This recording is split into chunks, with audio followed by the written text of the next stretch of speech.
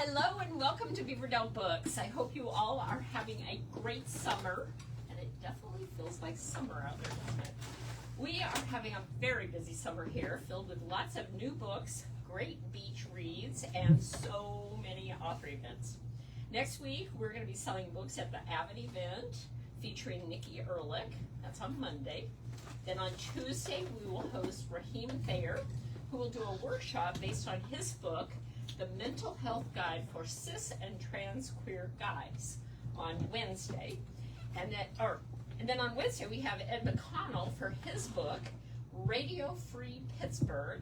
And on Thursday we have Judge C.G. Williams with his book that's titled A Monster in Mount Pleasant, which is based on a murder that happened down in Mount Pleasant, Iowa. So, and I've talked to C.J., and he is a remarkable man to talk with. He's a federal judge, and he's been really pulling crowds with this book. So check out all of the upcoming events that are on our website, or pick up a list. We've got a list at the register.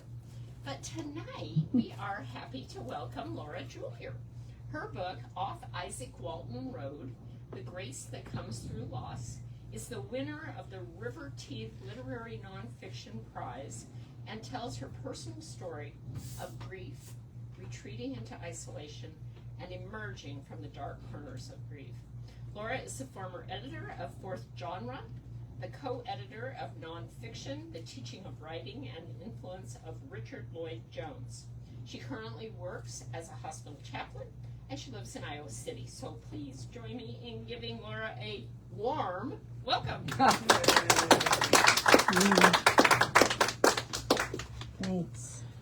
Thanks, Jan. You bet. And thanks for being here this evening for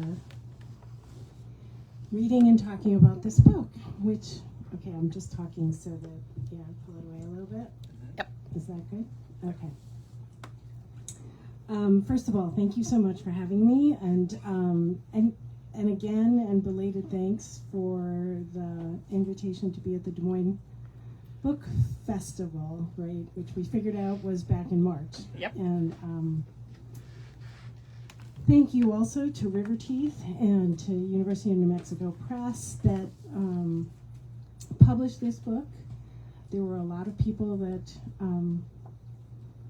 had a hand in it, and I'm grateful to, especially since we were talking about publishing, to see it as a actual object after such a long time. I will give you a little bit of warning that I am having trouble with my eyes, so I have to keep taking my glasses on and off.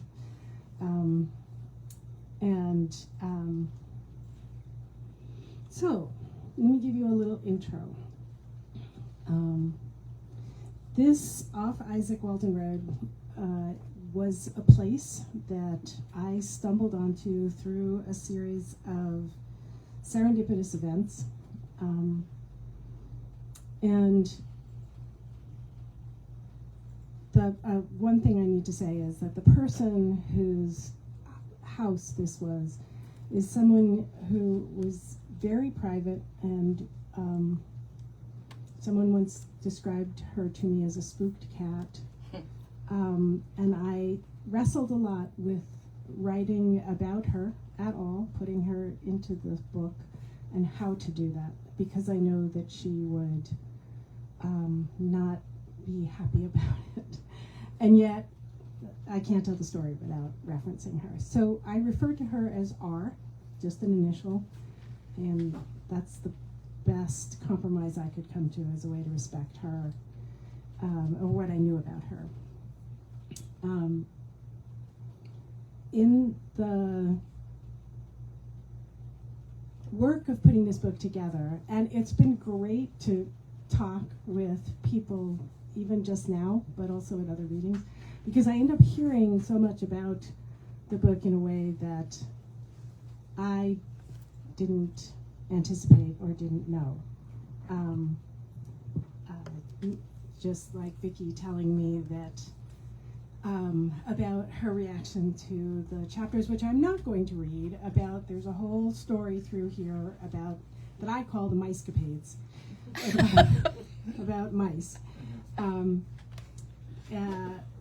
that are lighthearted, and that I wrestled with whether to include them in the book.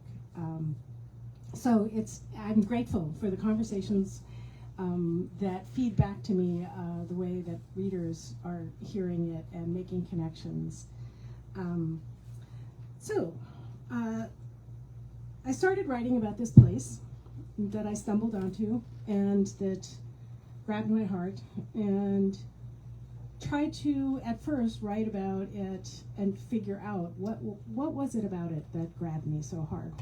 What is it about a particular place? Is it feature of landscape? Is it feature of wildlife? Is it experience? Is it architecture? It's hard to talk about architecture about this place since it's very much ramshackle.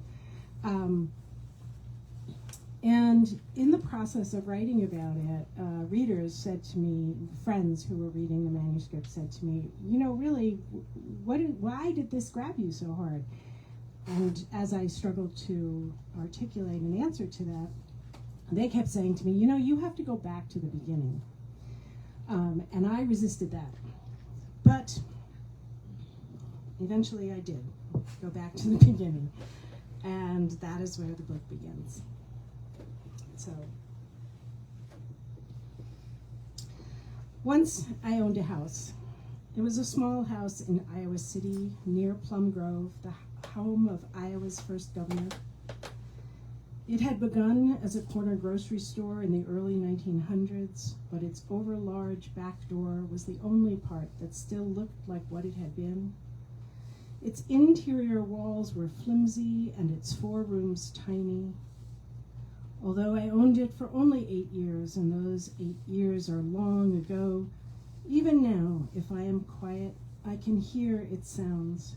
A dog barking behind the alley, a child's voice, a father calling, the padded hush of thick gardens, the boards on the back deck and the brush of snow on the windows. These are the sounds embedded in my blood and my bones. When I close my eyes, I can hear them no matter where I am. I know the smell of earth under the raspberries, the shade of the buds on the lilac bush in the far back corner where I buried the divorce papers. Can remember in my bones the rhythmic thuds when someone walks up the 5 steps to the front door. For years afterward, my arm muscles and nerve pathways and internal clocks were all still finely attuned to that house, its sounds and angles. Although I owned it for only 8 years, they may as well have been 28. In that house, I lived with my first cat. I learned to till a garden, learned that blood meal will repel rabbits, learned to transplant things, that garter snakes hang in raspberry canes, and that fledgling cardinals leave their nests before they can fly. In this house, I hosted potlucks and gave shelter to friends. I filled it with the steam of jasmine tea in winter and peonies from May's garden.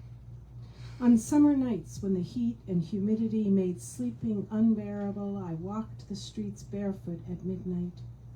At midnight in winter, I'd shovel the 2 long legs of sidewalk that met at the corner, then lie down in the snow and let silence take over.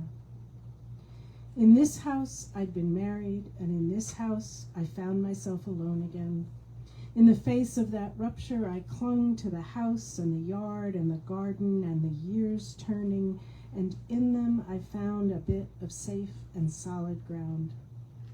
I began to grow roots, to know time passing in one place, mourned the pussy willow when it blew over in a storm, saw the gallon-sized arborvitae that I'd planted grow to reach over my head, watched the children across the street emerge from diapers to kindergarten to 2-wheelers.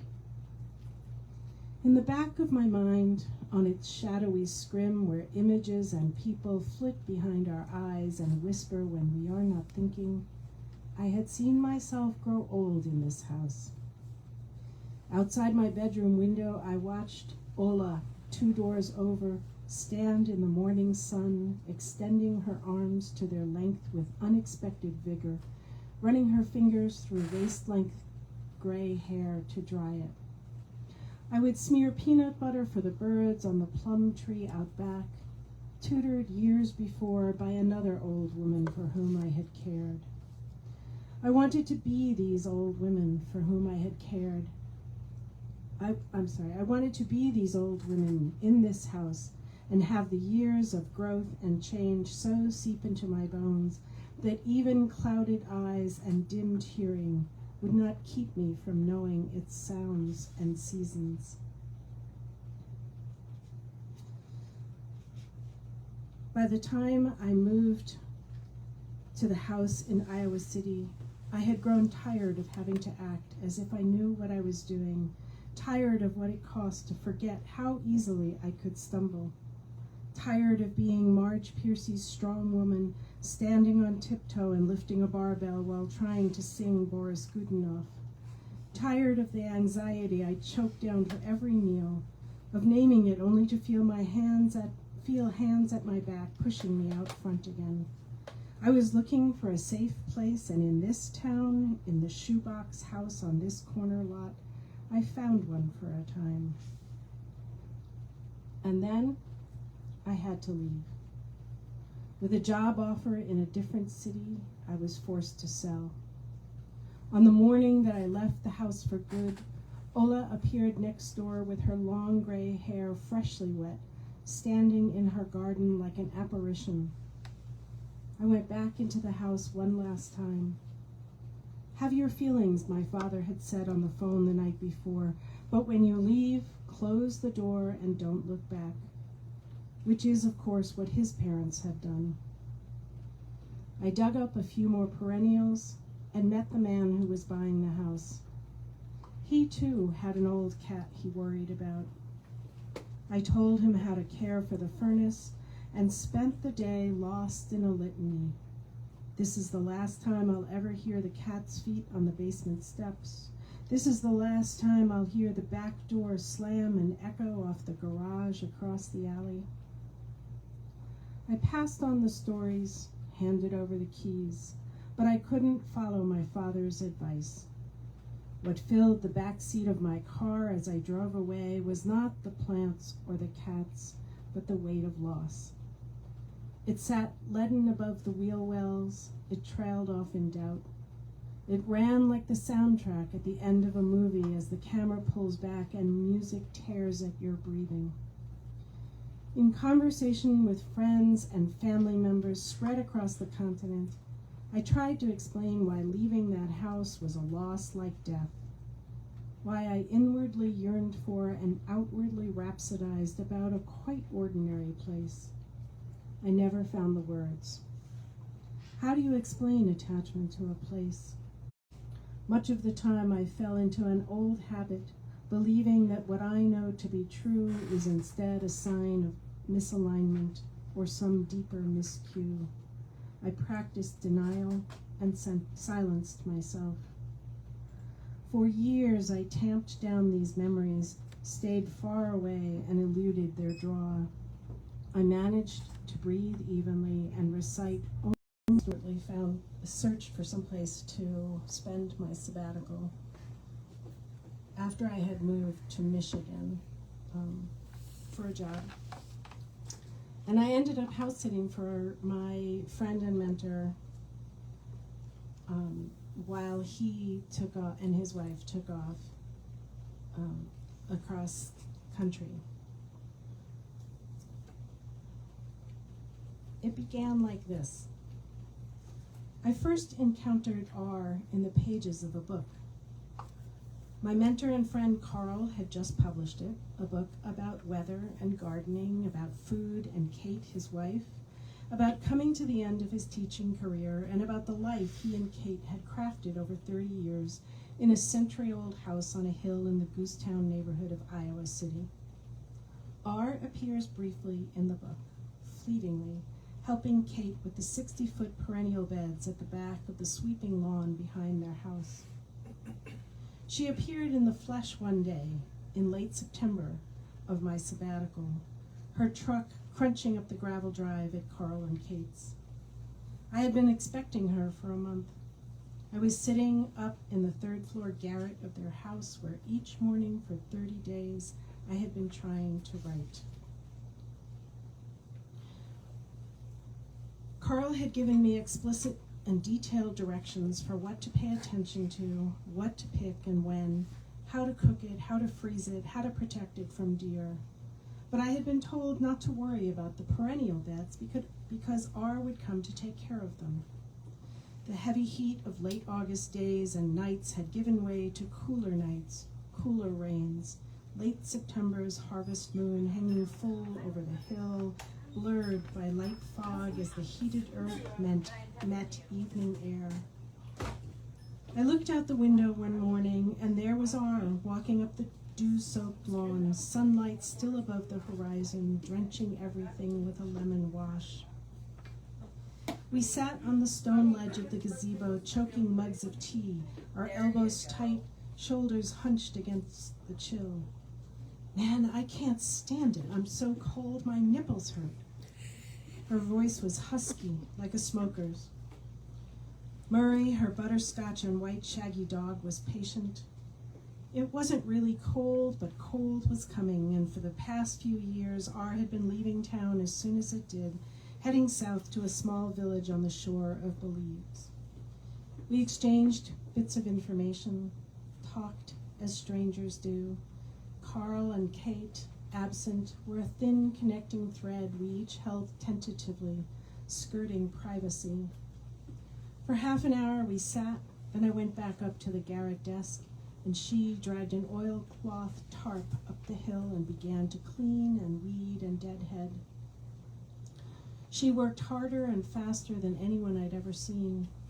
From the third floor, I watched the canvas of Kate's garden emerge, newly textured, with brushstrokes of color and lines more clearly defined. In a couple of hours, she dragged the loaded tarp back down the hill and was gone. The next day and the next, we sat and talked on the cold stone ledge till we warmed, and then each went back to work. When Carl and Kate returned, R and I spent an afternoon with them listening to tales of their trek across country. A few days later, before I left to drive back to Michigan, I followed directions to R's place south of town off a dirt road next to the river. We had agreed that I would come back to live in her cabin for the remainder of my sabbatical, take care of her dog and cat while she escaped the coming cold. She told me where the keys were hidden, showed me how to keep the wood stove going and how to call the cat. "What will you do with your cats?" she asked, suddenly anxious. "What will happen to them when you come here?" A complicated but convenient choreography was unfolding.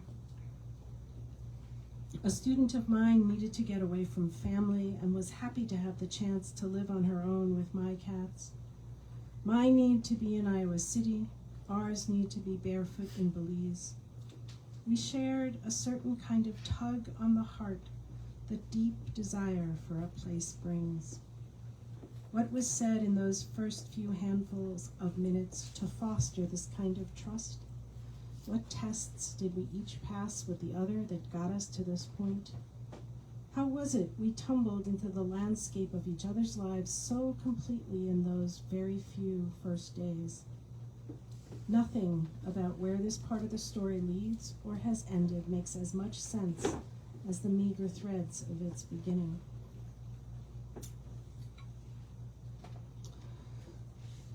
So I found this place down at the end of Izaak Walton Road,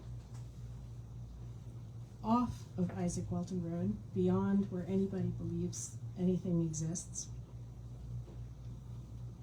And I'm just going to read a little bit of what it looks like.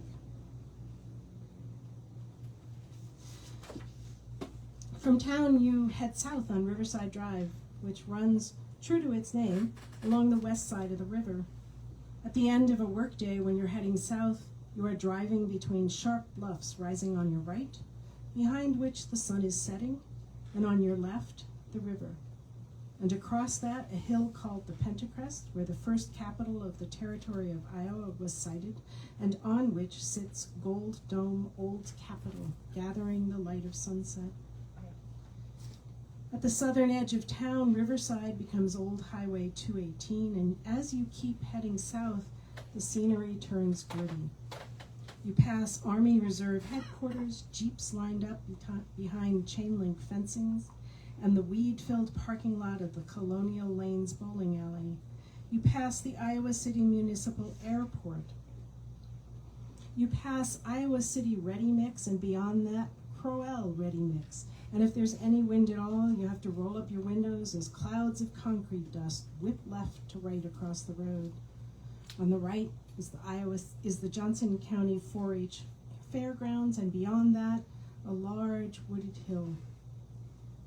Just at that point, you turn left onto Oak Crest Hill Road, and the river too turns left, away from a southern flow, turning on itself first east and north, then south again in a classic oxbow. But you can't see this from the road. A quarter mile down Oak Crest Hill Road, you turn left again onto Izaak Walton Road. You turn left, that is, if you can see it, and in the dark, the only way you can see it is if your headlights illuminate the crooked road sign or the railroad crossing sign. In the daylight, you might notice a weather-worn green and yellow painted plywood sign pointing to Johnson County Chapter Izaak Walton League. You turn left and bump over a collection of permanent potholes, then over the railroad tracks and down a paved road past a stand of trees, a field of corn, a marsh, a gravel pit, the Johnson County Quarry, and the Izaak Walton League.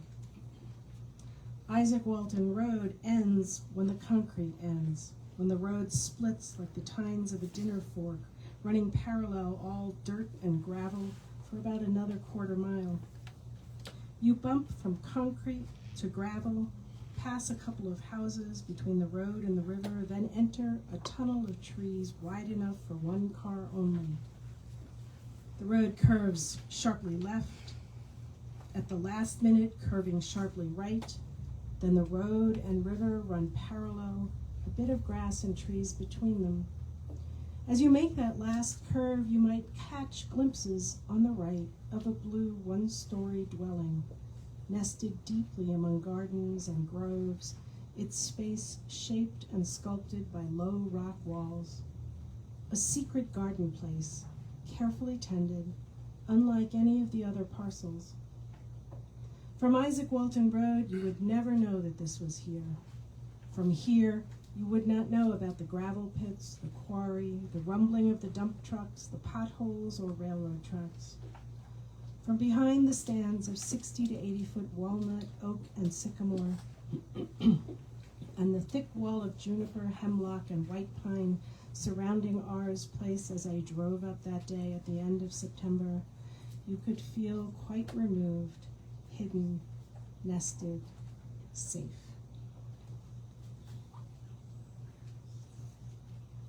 Day 1. I sit in the front room of a cabin lined with windows almost to the floor on 2 walls and a fireplace on the 3rd. The windows bring the outside in, the trees, the bend in the river, the ducks, the geese, the snow-heavy sky. I have settled into this cabin as if I had been pulled in by the open arms of the spirit of the place.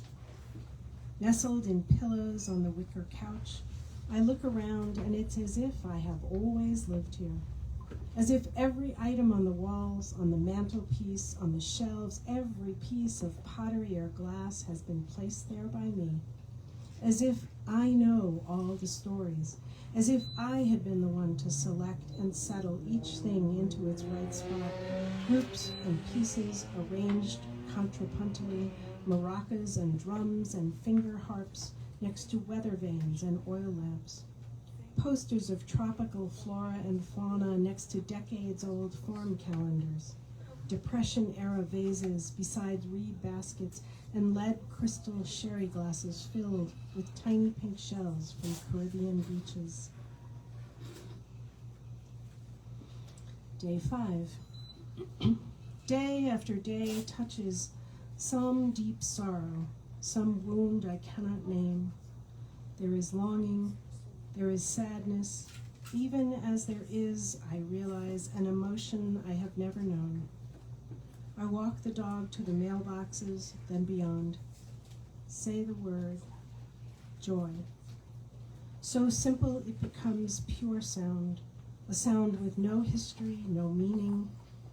I can name the signs, expansive breathing, a lightness in the chest by which I know what is meant by my heart, but I'm like a child with no other words. All I can think is that I do not want to think about why I have never, in all the decades of memory, known it. Nor do I want to examine too much what has occasioned it. I walk back into the woods, pushing aside the dried and withered abundance of summer, following matted trails. I stand in the drive at night, waiting for the cat's slight rustling, the glow from town lighting the sky to the north over the river. The river is dark, running silent and deep, far below the surfaces I have walked.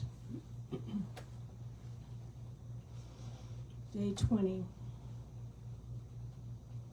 Earlier this morning, when I was walking along the road, an eagle flew off downriver, which pulled from me a deep intake of breath, of both startle and awe. And then these words, unbidden, unknown, just came out of my mouth. What have I done to deserve so much? Not just one good thing, but such a surfeit. And there I was, tears brimming over from a deep sadness I had not known I carried or had buried, not at all clear even what it was. I lived with the echo of those questions for days and months, trying to name what burdens I have shouldered, what it is I find moving out into flight over the river, into the night, mingling with the geese flocks murmuring, dissipating as fog lifts off the road after sunrise. So that was the first time I lived at this place, and I was able to come back a year later for a full 6 months to really see and experience the changing seasons and much about the place that opened up for me.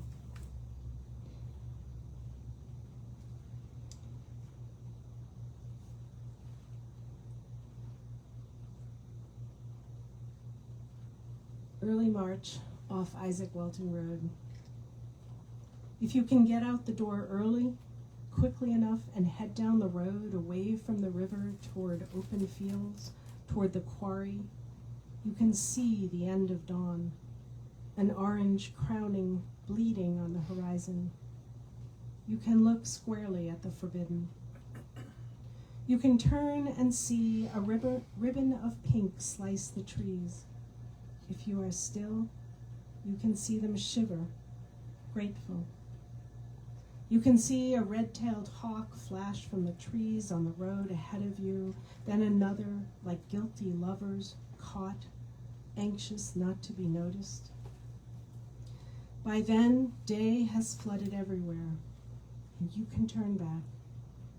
And maybe as you reach the river, the cabin door, and the fire inside, the bald eagle will have stirred, dropping out of a high oak, coasting eye level in front of you, then circling upriver.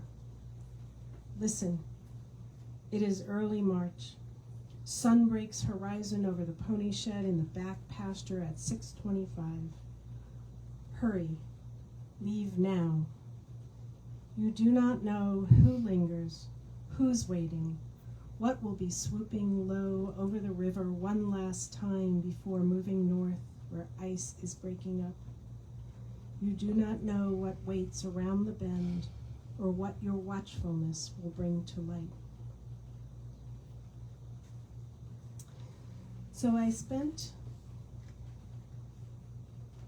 that period of time, and I was able to return to the cabin several more times, and I'm going to skip to the third time.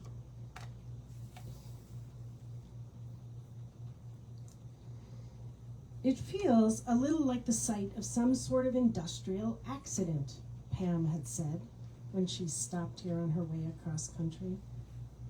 I had told Pam about this place after I lived here the second time for a full 6 months, about the birds, the marsh and the beaver, the isolation and silence. Like an industrial accident, she said, and I did a double take, wondering how we could be seeing such different things.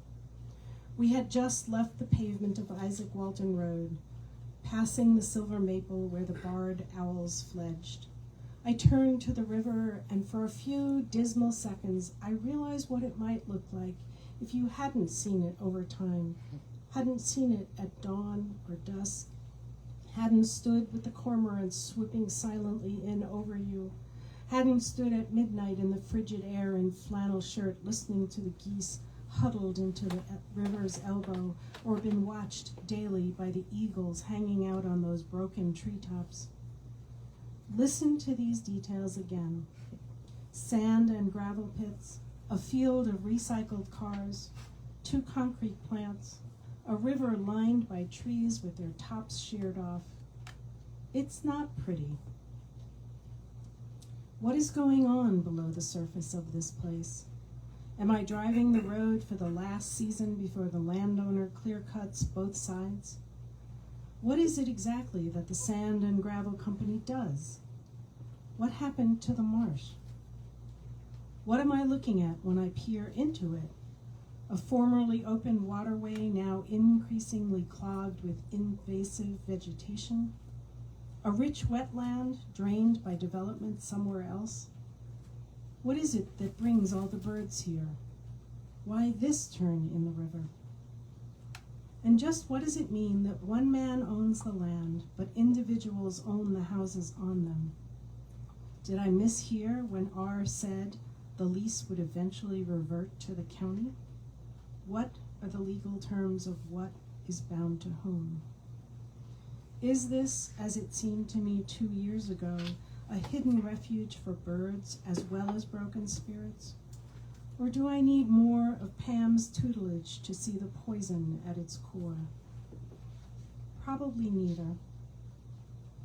I read a story about what's come back in the Chernobyl region years after the nuclear meltdown. Neglect is a double-edged sword.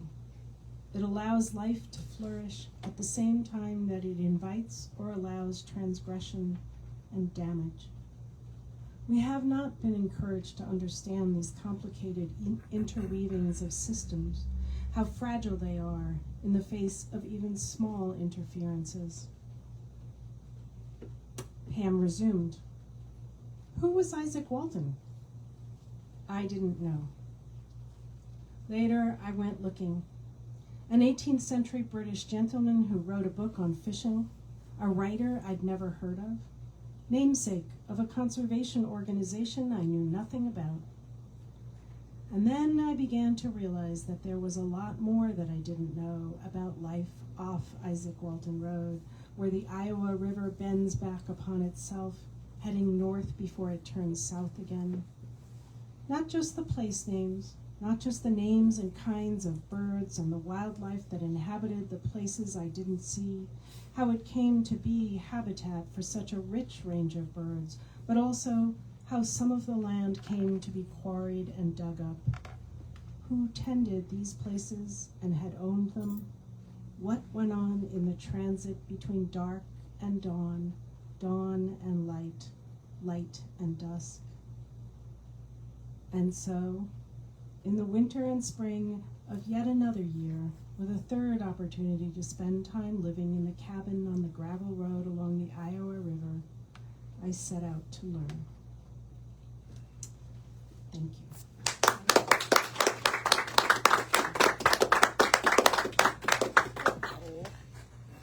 That was beautiful. Thank you. questions, conversation. I tried to find a place to end that didn't give away the ending of the story, which I sort of hinted at early on, but also suggests that what comes after is a lot of my setting out to learn. And so, did you write while you were living in the house, or did you wait until afterwards? That is a great question. I worked on this book for a long time, and I started writing it the third time I lived there.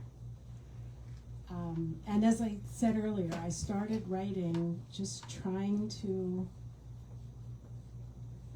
really name what, and find out for myself, what was it about this place? And I started by being very particular and almost documenting what's on the walls, what's planted in the garden, what kind of trees are along the road. And I didn't know what it was going to become. I just knew I was trying to figure it out and keep track of it. And I lived off Izaak Walton Road. I was able to spend 6 or 7 periods of time, significant periods of time there. And so I kept writing while I was there. And for most of that time, I believed I had to be there to write, that I had to be in Iowa City while I was living in Michigan. And then, as you all know, because you presumably live in Iowa, the floods of 2008 and 2012 changed everything. And I was stuck trying to figure out what was this book, what was going to happen, what was I going to do with it, what did it mean, what did it mean to me. And what I found was I had to do that part of the writing away from the cabin. I had to write it somewhere else. So the answer is both. Who did you write it for? Did you write it for yourself, for friends, for readers? Another good question. I definitely began writing it for myself, but I was also trying to answer those friends who asked me, what is it about this place? And especially when Pam came through and gave me that whack across the head that changed how I saw everything, I think I had a bit of defensiveness. Like, I need to explain what's special about this place. I need to dig deeper. I need to figure it out for myself. But I think I was always hearing those people over my shoulder. And in the end, when I brought it all together, it was for myself, I think. This is probably answered by reading the book, but I want to know how the opening that you read connects to the rest of the story. The Once I Owned a House? Yes. How does that house connect to the cabin?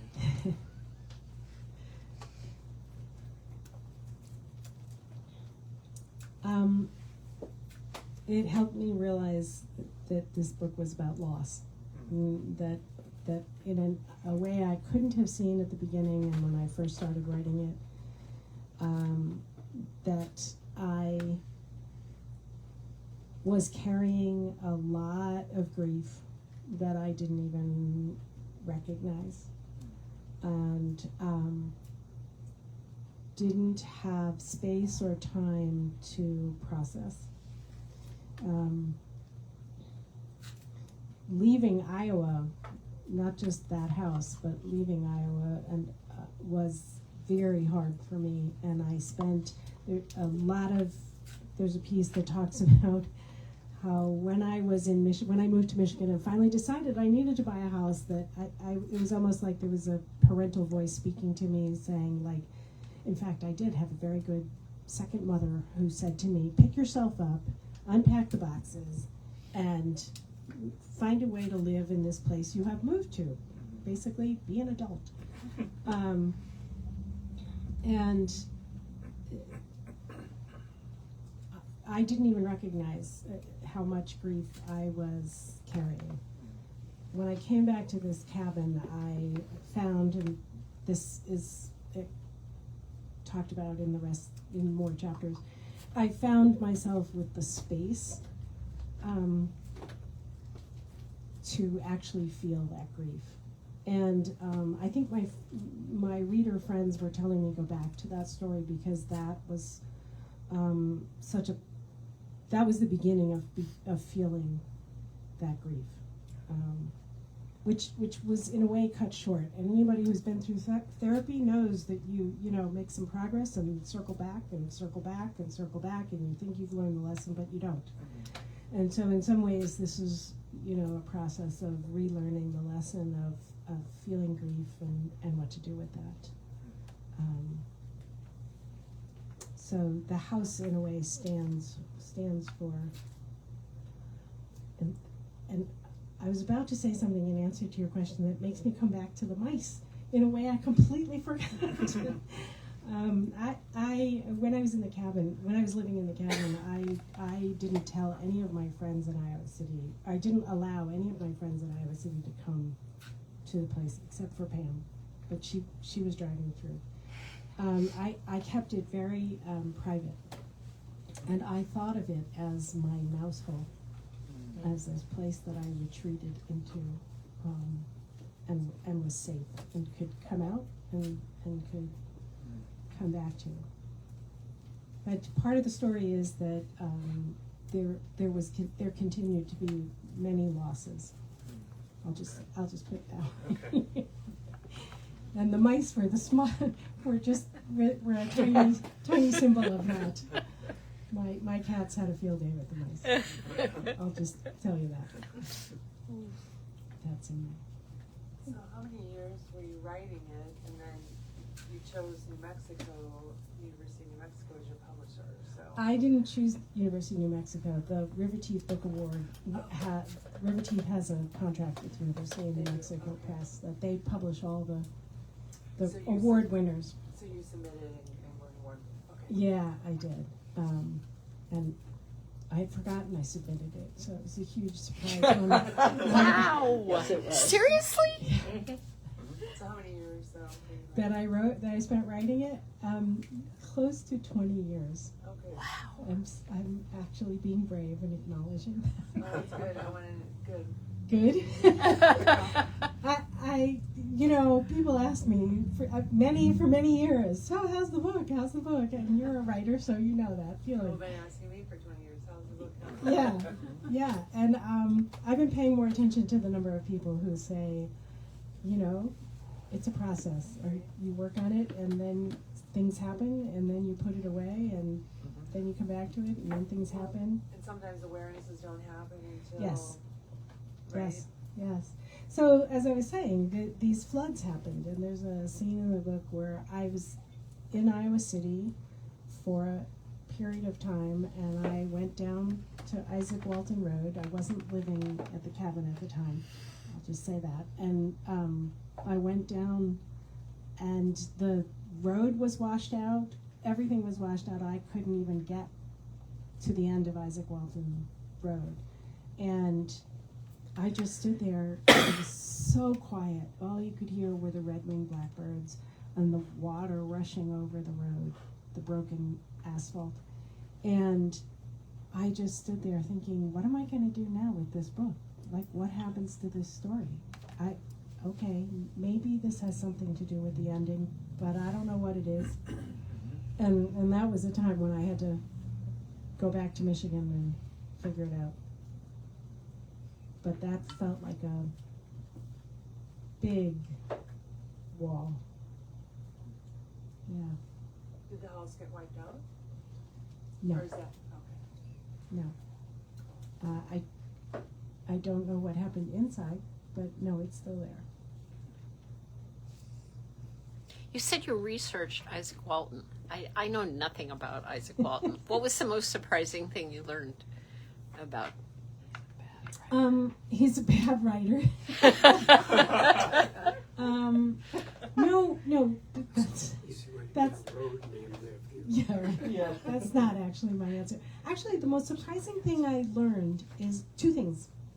Talk about encountering places and people in weird places. I happened to be in New York City, in Manhattan, probably for a Four Seas conference, and was at the New York Public Library and saw a brochure for an exhibit of Izaak Walton and his books and everything. And I started, that sent me, I think, researching, and it turns out, I'm not sure I trust this statistic, but it is the second most published book in the world, or in the Western world. Wow. I really am not sure I trust that, but I did read that. Wow. And that it's unbelievable the number of people who have quoted him or referred to him. Jimmy Carter, other writers, some of them dislike him intensely. Most people who fly fish, which I don't, of course know of him. Uh-huh. Of course, that's like this, me. Yes. I wrote this piece in here about me going fishing to try to understand Izaak Walton. And I had written it and tried to publish it as a standalone essay before somehow I think I had sent it to a former student. And he said, "You understand that you were not fly fishing, and Izaak Walton is famous for fly fishing." And I did not understand that. That's how little I knew about all of this. It does say it's the second most published book in English. In English, yeah. Yeah. What's the book? After the Bible. After the Bible, yeah. What's the What book do- called?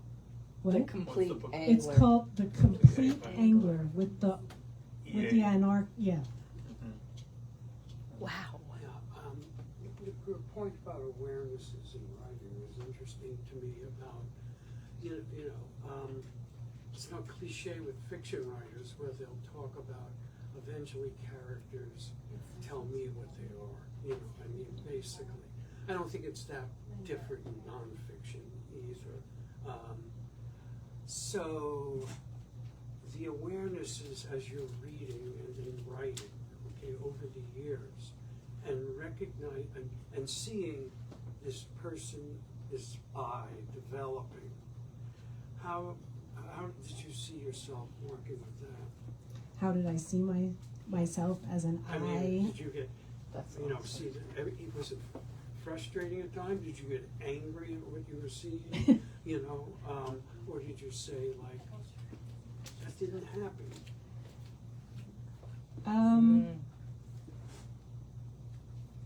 But that's okay too.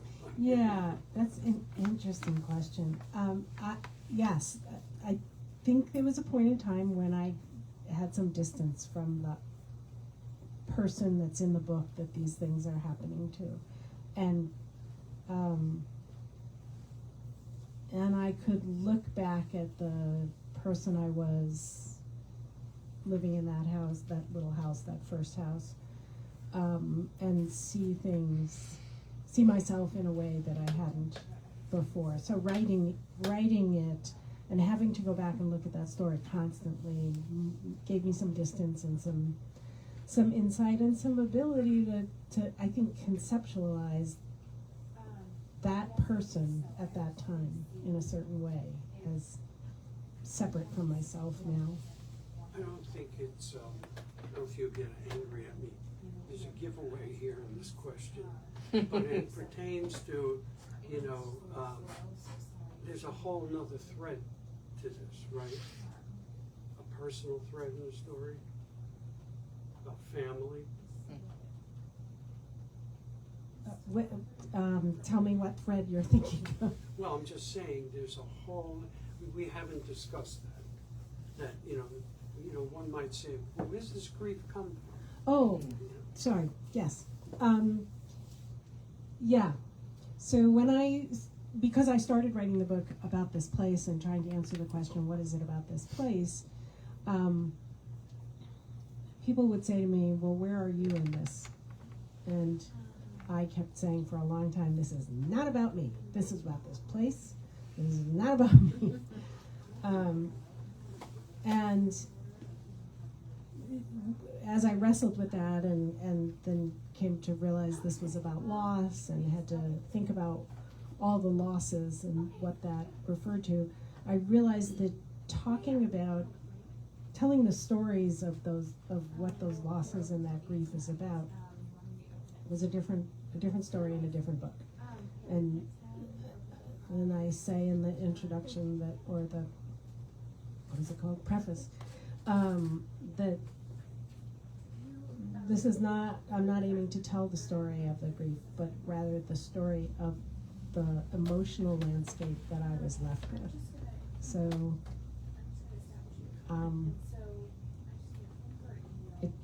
it's not a story about what happened, but a story about what happened to what that left in me and what I did with that, what I was able to do with that. Does that answer your question? Okay. One more. This might be a little connection to that, or maybe an epilogue, but I'm assuming that your work as a chaplain is connected, maybe more than I realized, to this whole experience, to loss, to whatever. But was there a kind of sudden realization that you wanted to go to that work, or was that something growing on? How did that come about as an after story? People have asked me that question before. At the same time that I was wrestling with what to do with this story and what did it all mean and how to bring it to an end, the book to a conclusion, not to an end, but it happened that both my parents started declining in health, and I, oldest child, was took on or was given the role of walking with them through each of their journeys, which were very different, but took place over about 6 or 7 years. And that occupied all of my time, and I no longer went back to the cabin. I carried around the idea of the book. But in the process of being with them in the healthcare system as they declined and died, I learned from other people and then explored myself that I was drawn to that work, that I'm someone who is able to walk with death comfortably, and that is not something many people are able to do. And it's sort of like more synchronicity. I sort of also came to the end of a particular period in my faculty work, and I realized I was done with that and really needed to move into this other work. So it felt organic. It felt like one thing led to another. And that is probably also what helped me figure out how to finish the book. Thank you. Yeah, thanks for the question. Okay. Yeah. Oh. So, kind of a little bit similar to the last question, but just like you talking about working through the grief that you had, the grief you didn't even know you had, and then working with people dealing with grief, like, their body breaking down, or of loss, or, just the loss of, like,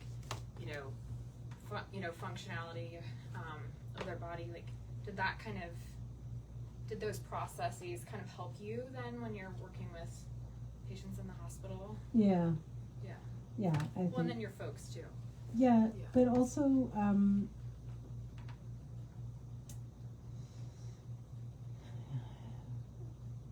it's a pretty intense experience, and to realize in the midst of whatever that experience looks like, whether it's in a hospital or a hospice or a emergency room or a home, that each of us have very different tolerances for that process. It never ceases to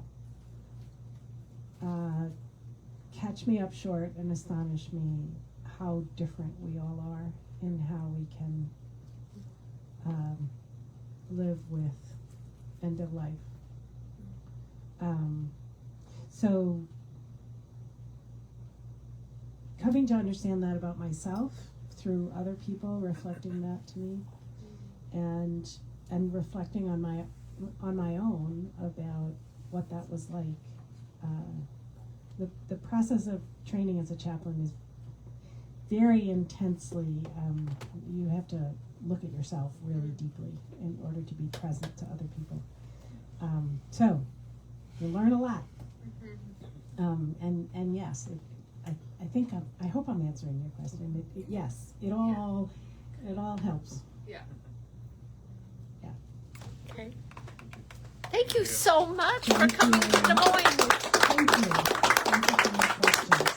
And I think Laura's going to be signing some books, and we'll have some Yeah. books here at Beaverdale Books for the people that are watching if they want to stop in. So thank you. Thank you.